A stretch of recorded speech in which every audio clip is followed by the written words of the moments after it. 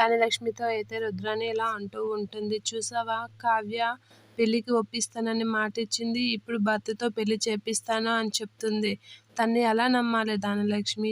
కావ్యకి ఎంత టాలెంట్ ఉందో చూసావా అనైతే ధాన్యలక్ష్మికి చెప్తూ ఉంటుంది. అలా చెప్పగానే ధాన్యలక్ష్మి షాక్ అయ్యి, చూస్తాను, నేను అప్పుతో పెళ్లి నేను ఎప్పటికీ జరగనివ్వను, దాన్ని కోడలుగా నేను ఎప్పటికీ అంగీకరించను అంటే ఏం చేస్తావు ధాన్యలక్ష్మి? కావ్య పెళ్ళికి ఒప్పిస్తాను అన్నది. రాజేంచి అప్పుతో నేను పెళ్లి చేస్తాను అంటున్నాడు. ఇప్పుడు రాజు మాట అందరూ వింటారు. అందరూ వినేటప్పుడు కళ్యాణ్ కూడా రాజు మాటే వింటాడు. ఇప్పుడు నువ్వెలా ఆపుతావు చెప్పు అనిత అంటూ ఉంటుంది. తల్లిగా నాకు ఆ హక్కు లేదా అని అంటే, హక్కుల గురించి మనం ఇంట్లో మాట్లాడడానికే లేదు ధాన్యలక్ష్మి అనిత అంటూ ఉంటుంది రుద్రాని. ఇక ప్రకాశం అన్నయ్య కూడా రాజు, కావ్య అంటేనే ఇష్టం. వాళ్ళు ఏది చెప్తే అదే అంటాడు.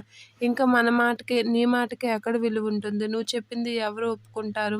అందరూ రాజు, కావ్య గురించి చెప్పిన మాటలే నమ్ముతారు. నీ మాటలు నమ్మరు. కాబట్టి అప్పుకి, కళ్యాణ్‌కే పెళ్ళవుతుంది. నువ్వు అలా చూస్తూ అక్షింతలు వేసి కోడలుగా తన్ని తిప్పడమే నీ పని అనేది అంటూ ఉంటుంది. ఆ మాటలకి ధాన్యలక్ష్మి అయితే చాలా కోపంతో రగిలిపోతూ రుద్రాని ఆడిన మాటలన్నీ వింటూ ఉంటుంది.